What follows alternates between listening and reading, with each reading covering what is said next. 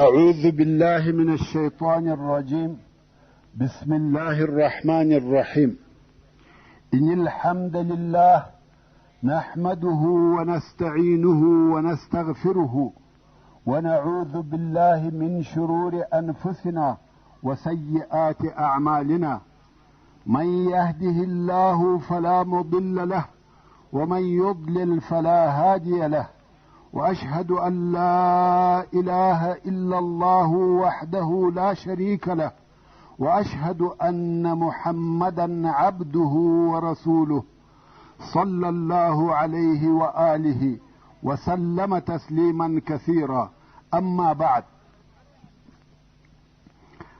د سرور کائنات صلی الله علیه و آله وسلم ژوند. محترم ورونو، زموږ قصه دې ځای ته را رسېدلې وه. ټوله الهي وعدې هم دارنګه پوره کېدونکي دي، او الله جل جلاله و تاسې ته سمه لار درښیي چې هغه په هر کار کې پر الله جل جلاله توکل دی. واخرى لم تقدروا عليها قد احاط الله بها. او یو بل غنیمت او بری هم سته چې اوس تاسې پر هغه قادر نه یاست، مګر په وروسته کې به په لاس درسي. په تحقیق الله جل جلاله علمي احاطه کړې ده پر هغه غنیمتو. ځینې مفسرین دغه غنیمت چې مسلمانان اوس پر هغه نه دي قادر د مکې مکرمې فتح بولي، او څوک وایي د اخرا څخه مقصد د طائف فتح ده. نو الله عز وجل و مسلمانانو ته د خیبر تر فتح د مخه دغه زیری ورکړه چې اول یې د خیبر د فتح زیری و، او بیا د مکې مکرمې فتح چې په هغه وخت کې په لاس نه ده رغله، تر دې وروسته به یې فتح کوي چې الله جل جلاله د هغې د فتح کولو وعده ورسره وکړه. الله جل جلاله یو په بل پسې زیری ورکوي، بیا یې د حنین زیری ورکوي، او دا خبر یې هم ورکوي چې یو کلی یا جنگ یا غنیمت سته چې اوس پر هغه نسي کامیابه کېدلی، چې هغه پس له حنین څخه طائف دی. په دغه مبارکو آیاتو کې و هغه ټولو واقعاتو ته اشاره ده کم چې تر دې وروسته پیښیږي. نور هم د سورة الفتح آیاتونه په دغه باره کې دوام لري، تر څو چې الله جل جلاله فرمایي چې ولې مسلمانانو ته دغه د حدیبیې په وخت کې مکه مکرمه په جنگ سره نسوه فتح، یا یې په جنگ سره نه کړه فتح. الله عز وجل فرمایي هم الذين كفروا وصدوكم عن المسجد الحرام والهدي معكوفا ان يبلغ محله. یعنی قریش هغه کسان دي چې کافران سوي دي، او تاسې د مسجد الحرام څخه منع کړاست، او منع یې کړې ستاسې قرباني هدي په داسې حال کې چې بندي کړه سوي وې د دې څخه چې خپل د حلالېدو وځای ته ورسېږي. نو د کافرانو دغه کارونه خو ډېر بد کارونه وه، باید جنګ ورسره سوی وای او مسلمانان په زور مکې مکرمې ته داخل سوي وای، مګر هلته یو بل علت موجود و چې د هغه په سبب الله جل جلاله و مسلمانانو ته د جنگ اجازه ورنه کړه. هغه سبب الله جل جلاله بیانوي او فرمایي ولولا رجال مؤمنون ونساء مؤمنات لم تعلموهم أن تطؤوهم فتصيبكم منهم معرة بغير علم ليدخل الله في رحمته من يشاء. یعنی که چیرې د مکې مکرمې په کفارو کې څو نر مؤمنان او څو ښځې مؤمنانې پټ نه وای چې تاسې د هغو په ایمان نه واست خبر، یعنی هلته په مکه مکرمه کې ځینې داسې نر مسلمانان او مسلمانې ښځې موجود وه چې تاسې د هغو په اسلام نه واست خبر، نو که تاسې جنګ کړی وای دا خطر موجود و چې تاسې هغه مسلمان نفر هم په ناپوهي او په بېخبرتیا کې وژلي وای، او بیا به تاسې ته د هغو د وژلو په سبب ضرر او غم در رسېدلی وای. بل دا چې هلته داسې کسان هم موجود وه چې د هغو مسلمانېده مقدر وه، او هغه هم په دغه جنګ کې وژل کېده او د لاسه وته. نو ځکه الله جل جلاله جنگ معطله کوي او د جهاد حکم یې نه کوي در، او د صلح په دغه 2 کلو کې څونه خلق چې مسلمانېده مسلمانان سو، او چا چې هجرت کاوه هغو هجرت وکړي. بیا نو د مکې مکرمې د فتح دپاره د جنگ اجازه وسوه چې د آیات شریف د دغه حصې لیدخل الله فی رحمته من یشاء ترجمه هم دا ده چې الله جل جلاله په خپل رحمت کې هر هغه څوک چې اراده یې وفرمایي داخل کړي. هغه چې مسلمانېده مسلمانان سوه، هغه چې هجرت یې کاوه هجرت یې وکړي. مقصد دا چې کفار او قریش د دغه عمل په سبب چې تاسې د مکې مکرمې د داخلېدو او عمره کولو څخه منع کړلاست او هدي یې نه پرېښولې چې پر هغه خپل ځای حلالې سي، د دغه وړ او لایق و چې جنګ ورسره وسي او مکه مکرمه هم دغه اوس فتح کړه سي.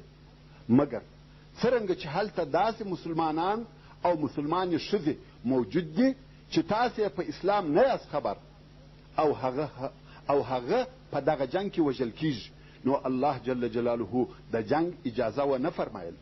او بل هلته نور داسې خلق هم موجود و چې اسلام یې په نصیب و، نو د مکې مکرمې فتح 2 کاله د دې دپاره وځنډول سوه چې کم چا چې هجرت کاوه هجرت یې وکړي او هغه څوک چې اسلام یې په نصیب کې و هغه هم په دغه موده کې مسلمان سو او بیا نو په مکه مکرمه کې جنگ وسو او فتح سوه. او بیا الله جل جلاله فرمایي لو تزیلوا لعذبنا الذین کفروا منهم عذابا الیما، یعنی که چیرې دغه مسلمانان د کفارو څخه جلا سوي وای نو خامخا به مو د اهل مکې هغه کسان په ډېر دردناک عذاب سره په عذاب کړي وای چې کافران سوي دي. یعنی که چیرې په مکه مکرمه کې مسلمانان او کافران سره جلا وای او تاسې پیژندلی د کفارو سره ګډ وډ نه وای پراته، نو تاسې به لیدلي وای چې موږ کافرانو ته د مسلمانانو په لاس څونه خوږونکې جزا ورکول. او بیا الله جل جلاله فرمایي اذ جعل الذين كفروا في قلوبهم الحمية حمية الجاهلية فأنزل الله سكينته على رسوله وعلى المؤمنين. یعنی کم وخت چې هغو کسانو چې کافران سوي وه په خپلو زړو کې ضد او تعصب ګرځولی و، داسې ضد او تعصب چې د جاهلیت ناپوهي وه، نو الله جل جلاله پر خپل رسول او مؤمنانو سکون اطمینان او آرامتیا نازل کړه. ورونو تاسې ته خو د کفارو ضد او تعصب بیان سوه چې ویل سږ کال به عمره نه کوئ، که د مکې مکرمې څخه یو مسلمان مدینې منورې ته هجرت در وکړي هغه به بیرته په لاس راکوئ.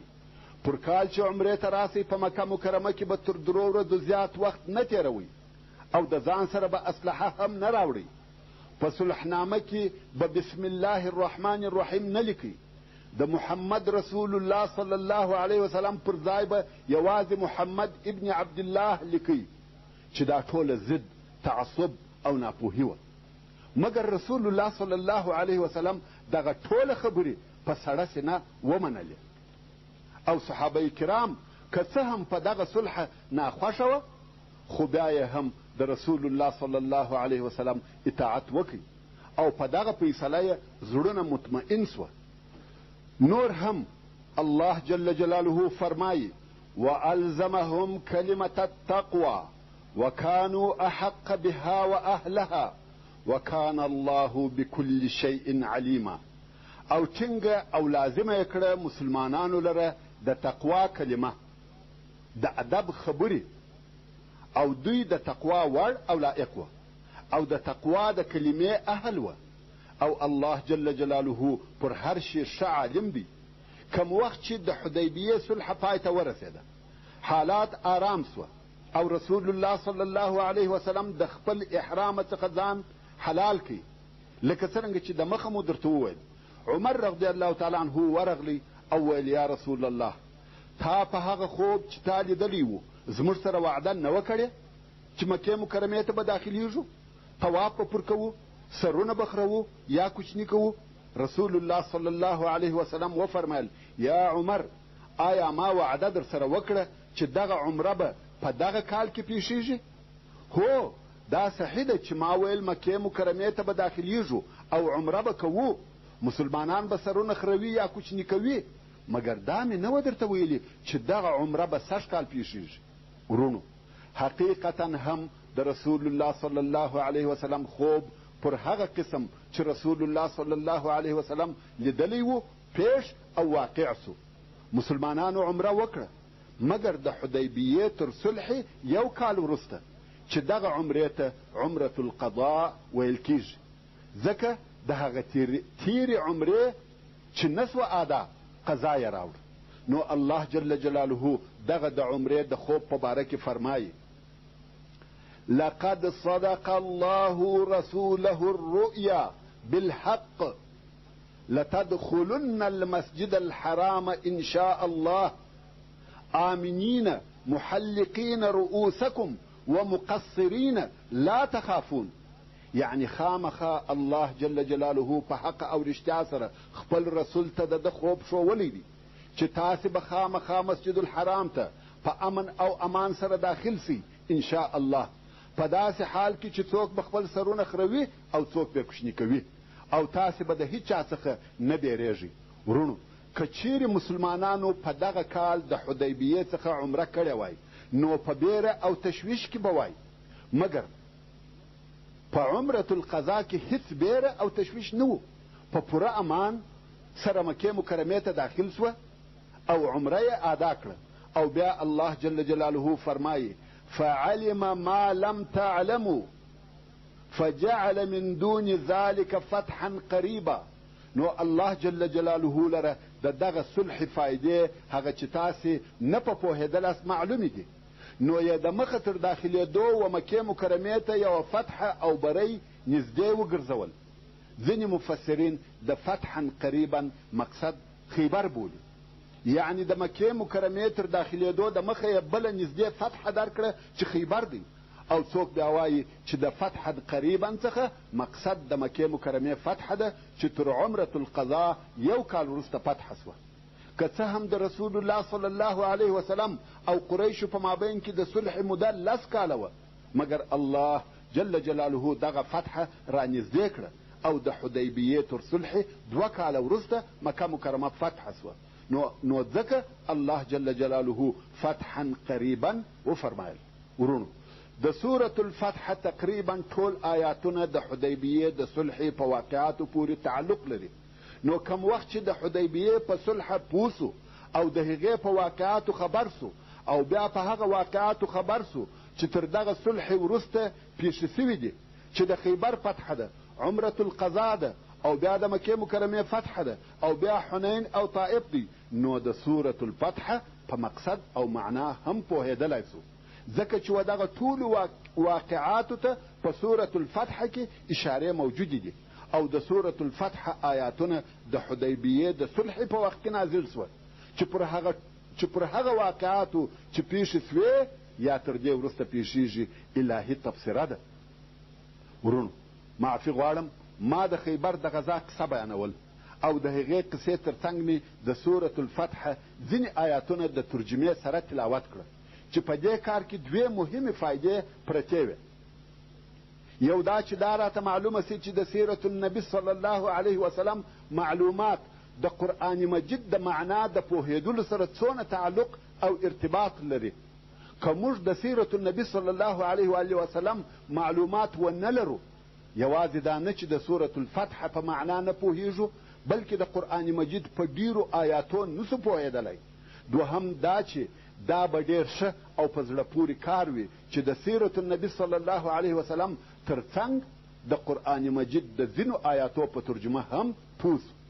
هو هلته ځینې کسان سته چې دا یې خوښه ده چې پرله پسې قصې واوري، خو بالمقابل داسې د علم طلبونکي هم سته چې دا یې خوښه ده چې د سیرة النبي صلی الله علیه وسلم د اورېدلو او مطالعه کولو څخه اعظمي او هر اړخیزه فایده واخلي. نو ما د خپل بحث په جریان کې ټوله اطراف په نظر کې نیولي دي. اوس به بیرته خپلې قصې ته راسم. موږ مخکې وویل چې رسول الله صلی الله علیه وسلم وفرمایل چې دی صلی الله علیه وسلم د خیبر د فتح کولو اراده لري. د خیبر د فتح کولو دپاره یو سبب دا و لکه څرنګه چې موږ ولیده چې رسول الله صلی الله علیه وسلم د خندق تر غزا وروسته و هغه قبیلو ته جزا ورکول چې د خندق په جنګ کې یې ګډون او اشتراک کړی و، او د دغه مقصد دپاره چې هر څه سریې لیږل سوي وې یا غذاوې پیښې سوي وې هغه مو د مخه درته بیان کړې، مګر هغه کسان چې دغه ډلې یې سره یو ځای کړي وې او په دغه موضوع کې د کفارو رهبران او مشران وه او د دغه خیانت رئیسان وه، هغه څوک وه؟ هغه د بني نظیر یهود وه، کم چې د مدینې منورې څخه وشړل سوه او په خیبر کې سره یو ځای سوه، چې اوس نو خیبر د کفارو د مشورو مرکز وګرځېدی او د دغه سببه د رسول الله صلی الله علیه وسلم د خیبر اراده وه. په دغه وخت کې د خیبر عمومي رئیسان او مشران دغه کسان وه: کنانه ابن ابي الحقیق او ورور یې ربیع ابن ابي الحقیق او د بني نظیر سردار سلام ابن مشکم. خاصتا کنانه ابن ابي الحقیق د خیبر پاچا بلل کېدی. د خیبر اوسیدونکي ټول یهود وه، هلته بې له یهودو بل قوم او بل څوک نه وه. اوس چې رسول الله صلی الله علیه وسلم د خیبر و طرف ته رهیسو، فقط هغه د حدیبیې مسلمانان ورسره ملګري دي چې 1400 نفره دي، بې له 5 نفرو څخه چې هغه هم ډېر شدید مریضان وه او پر دوی د دغه پاته کېدو په سبب کمه ملامتي نسته، ځکه الله جل جلاله د سورة الفتح په 19 نمبر آیات کې فرمایي: ليس على الأعمى حرج ولا على الأعرج حرج ولا على المريض حرج. یعنی نسته پر ړانده ګوډ او مریض هیڅ ګناه او تکلیف نسته، ځکه جهاد پر دغه معذورو خلقو نه دی فرض. نو دغه کسان چې د مریضۍ په سبب پاته سوه پر دوی ملامتیا نسته. او رسول الله صلی الله علیه وسلم بې له د حدیبیې د خلقو څخه و بل چاته د وتلو اجازه ونه کړه، او که بیا چیرې نور نفر ورسره ولاړ سي و هغو ته په غنیمتو کې حصه نه ورکول کیږي. نو د خیبر په فتحه کې د اعرابو څخه چا اشتراک نه دی کړی. د هجرت د اوم کال د محرم په میاشت کې رسول الله صلی الله علیه وسلم د خیبر و طرف ته د حرکت اراده وکړه. د خیبر یهود چې د رسول الله صلی الله علیه وسلم په دغه حرکت خبر سوه، د خیبر یهود ولې او څنګه د رسول الله صلی الله علیه وسلم په اراده خبر سوه؟ ځکه تر اوسه په مدینه منوره کې ځینې یهود پاته وه. تاسو ته معلومه ده کم وخت چې د مسلمانانو او بني قینقاع د یهودو تر مابین هغه د ښځې او قتل مشکل پیښ سو، او بیا رسول الله صلی الله علیه وسلم دغه یهود و عبدالله ابن ابی منافق ته ورپرېښول، نو د بني قینقاع ټول یهود د مدینې منورې څخه نه ووته، بلکې یو څه نفر یې پاته سوه. هو د بني نظیر یهود ټول وشړل سوه او د بني قریظه یهود ټول حلال کړه سوه، مګر بني قینقاع نه ووژل سوه نه وشړل سوه. خو د دوی ډیرو نفرو په خپله دا نکړه خوښه چې په مدینه منوره کې پاته سي، نو هغه چې تله هغه ولاړه، مګر ځینې نفر یې بیا هم په مدینه منوره کې پاته وه، او بې له دوی څخه ځینې نور انفرادي یهود هم په مدینه منوره کې موجود وه. نو هغه یهود چې په مدینه منوره کې پاته وه په دې نه وه خوښ چې مسلمانان دې د خیبر پر یهودو حمله وکړي. نو یې څو کاره وکړه. یو یې د مسلمانانو د ځنډولو اراده وکړه، غواړي چې مسلمانان وځنډوي. بل یې دا اوازې اچولې چې خیبر نه فتح کیږي او ټول مسلمانان به د خیبر د یهودو د طرفه حلال کړه سي، غواړي چې په دغه اوازو مسلمانان وبېروي. بل دا چې د دوی هر څونه په وسه پوره سي هغونه مسلمانان د دې جنګ څخه پاته کړي. نو یې څه وکړه؟ د ځینو یهودو پر ځینو مسلمانانو پورونه باندې وه، ځکه اصلا یهود غنیان او مالداره وه. نو یې پر پورهوړو مسلمانانو دا شرط کښېښاوه چې د مخه تر دې چې خیبر ته ووځئ زموږ پورونه به راکوئ، او تر څو چې زموږ پور رانه کوي خیبر ته به نه ځئ. په دغه بهانه یې مسلمانان ځنډول یا پاته کول. د دغه جملې څخه یو یهودي و چې ابو شحم ورته ویل کېده، د مسلمانانو پر یوه نفر چې عبدالله نومېدی پور باندې و، هغه هم فقط 15 درهمه. یهودي و مسلمان ته وایي ته به تر هغو نه وځې څو دغه زما 15 درهمه رانه کې.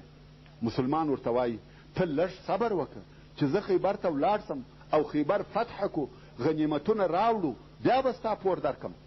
یهودي ته نور هم زور ورکړي، ویل تاسې خیبر فتح کوئ؟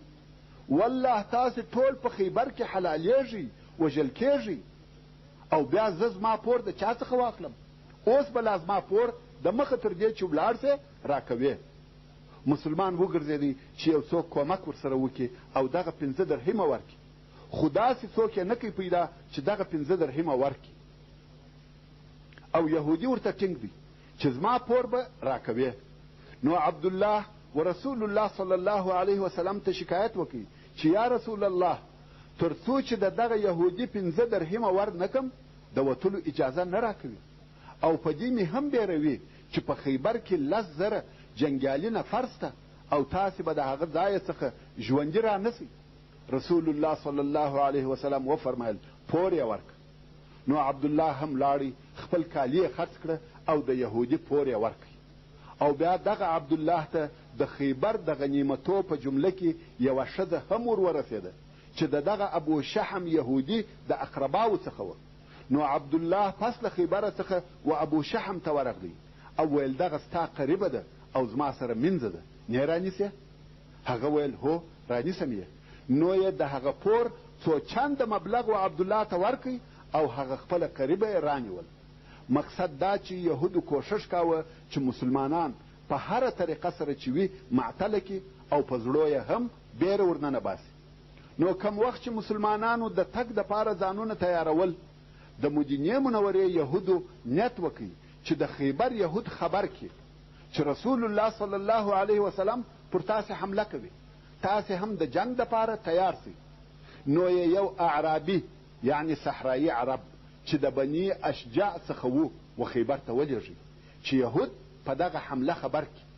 دغه رنګه عبدالله ابن ابی رئیس المنافقین هم د خپلو ملګرو څخه یو نفر و خیبر ته ولېږي چې یهود خبر کړي چې محمد صلی الله علیه وسلم ستاسې و طرف ته در رهیسو، ویښ او بیداره اوسئ او مه ځینې بیریږئ، ځکه ستاسې عدد او اسلحه ډیر دي او د محمد صلی الله علیه وسلم ملګري لږ او پاشلي کسان دي او اسلحه هم ډیره لږ ورسره ده. سبحان الله، دغه سړی مسلمان دی او نوم یې هم عبدالله دی، یهودو ته د مسلمانانو جاسوسي کوي. خدا کارونه عجب نه دي. نن ورځ هم د دغه ابی د زوی پر قسم مسلمانان سته چې وهغه یهودو او نصاراو ته د یو څو ډالرو په مقابل کې د مسلمانانو جاسوسي کوي او د الله جل جلاله سخت عذابونه یې هیر کړي دي. خو رسول الله صلی الله علیه وسلم بیا هم د معلوماتو دپاره شاوخوا نفر لیږل. هغو نفرو وکولای سوای چې هغه د یهودو لیږل سوی نفر ونیسي، مګر د عبدالله ابن ابی لیږل سوی نفر ځینې ولاړي او یهودو ته خبر ورساوه چې مسلمانان ستاسې د حملې دپاره ځانونه تیاروي. په پخوا کې د رسول الله صلی الله علیه وسلم عادت و چې د یوه ځای د حملې اراده به وه په ظاهره به د بل ځای نوم یاداوه. مثلا که به د قریشو د حملې اراده وه پر بل طرف به رهیسو او بیا به پر قریشو را وګرځېدی چې ودې ته په عربي کې توریه ویل کېږي چې په جنګو کې دا کار جائز او روا دی. مګر د خیبر په باره کې یې هېڅ توریه ونه کړه، تر وتلو د مخه یې په صراحت سره ویل چې موږ خیبر ته ځو او الله جل جلاله د هغه د فتح کېدو وعده را سره کړې ده. د دې غذا حال لڅ او ښکاره و، ځکه دلته د الله جل جلاله وعده وه چې خیبر به فتح کوي. نو خود توریې ته هیڅ ضرورت نه و او هلته چې یهودو ته د مسلمانانو د حرکت خبر ورسېدی، هغو هم د جنگ دپاره پوره آمادګي او تیاری ونیول. مګر دا نه وه ور معلومه چې مسلمانان کله راځي او څه وخت را رسیږي. نو خپلې قلاوې یې ټینګې کړې، د خوړو او اوبو ذخیرې یې ونیولې، ښځې او کوچنیان یې په هغه محفوظه او ښه قلا کې سره یو ځای کړه او په قلاو کې شاوخوا جنګي نفر سره تقسیم او ځای پر ځای کړه. یهودو خپل ځانونه او کارونه ښه پر ترتیب برابر او منظم کړه، ځکه چې د مسلمانانو تر راتګ د مخه خبر ورته راغلی.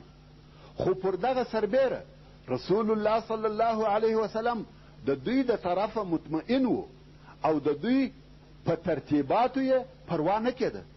ځکه چې د الله جل جلاله د طرفه د فتح وعده واضحه او ښکاره وه. وصلى الله تعالى على خير خلقه محمد وآله وأصحابه وأهل بيته أجمعين. والسلام عليكم ورحمة الله وبركاته.